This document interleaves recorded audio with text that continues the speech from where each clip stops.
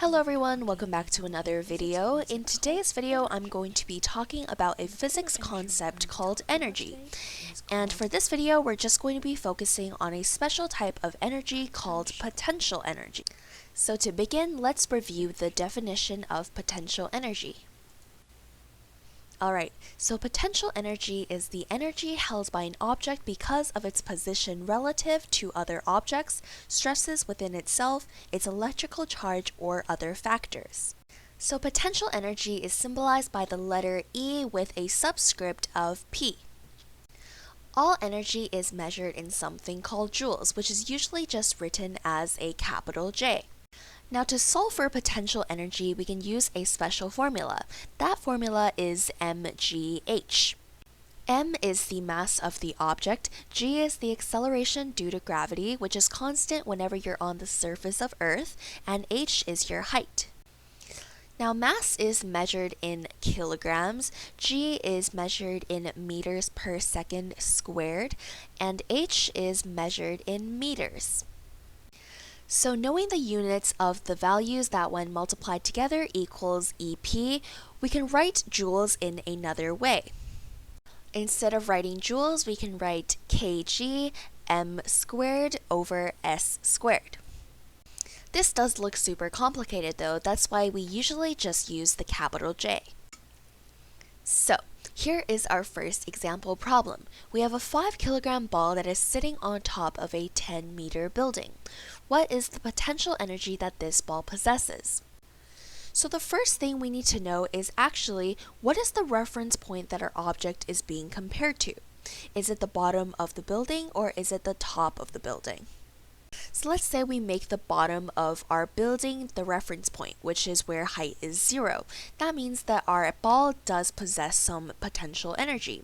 However, if we make our reference point, or the height of 0, on the top of the building, our ball possesses no energy in reference to the top of the building. And if we make our reference point on top of the ball, or above the ball, then we have a negative energy.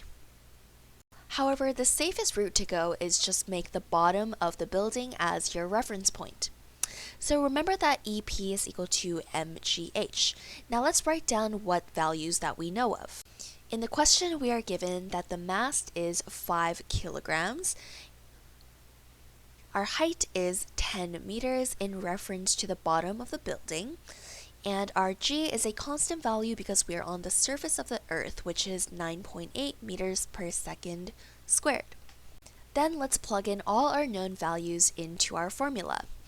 So EP is equal to 5 times 9.8 times 10. Plug it into our calculators and we get an answer of EP is equal to 490 joules. And let's box that answer, and this answer means that our 5 kilogram ball, when it's sitting on top of a 10-meter building, it possesses 490 joules of potential energy in reference to the bottom of the building. Okay, now here is our second question, which is a little more complicated. We have a 20 Newton box that is sitting on top of a 12-meter ramp raised to an incline of 30 degrees. The box is being pushed from the bottom of the ramp to the top of the ramp by a 300 Newton force. Now we're given a lot of information here, but we're not going to need all of our values in our calculations. So something we could just ignore is the 300 Newton force that is pushing the box up, because we're measuring the start point and the end point. So first, in this question, our reference point, or a height of 0, is at the bottom of the ramp. And before solving for the actual potential energy, we're going to need to do 2 calculations. But first, let's write down what we know from the question. We need to acknowledge that the 20 newtons given to us is not the box's mass, it is the box's weight. So let's write down W, or Fg, which is the force of gravity, is equal to 20 newtons. And the acceleration due to gravity, because we're on the surface of the Earth, is just 9.8 meters per second squared. Now because we have the angle of incline and the length of the ramp, we can use trigonometry to find the height of the ramp. We can use the sine ratio because we have an angle and we're solving for its opposite side and we have the hypotenuse length.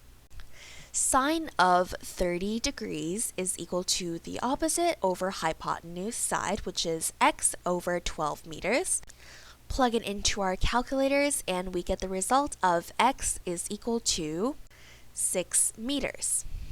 Now we know that h for our formula is equal to 6 meters because our reference point is the bottom of the ramp. Okay, then let's use the weight they give us to solve for the mass of the box. Actually, that would be the second step to solving our question because the first step we solve for the height of the ramp. So we know that W, or force of gravity, is equal to mass times acceleration due to gravity, or mg. Therefore, we can substitute 20 for W and 9.8 for G, and there we can solve for M. Punch it into the calculator and we get an answer of M is equal to 2.041. We're going to keep a lot of decimals because we want our answer to be accurate, and the unit is kg. We finally have sufficient amount of information to solve for our potential energy. So EP is equal to, again, mgh. Substitute our known values. We have 2.041 times 9.8 times 6.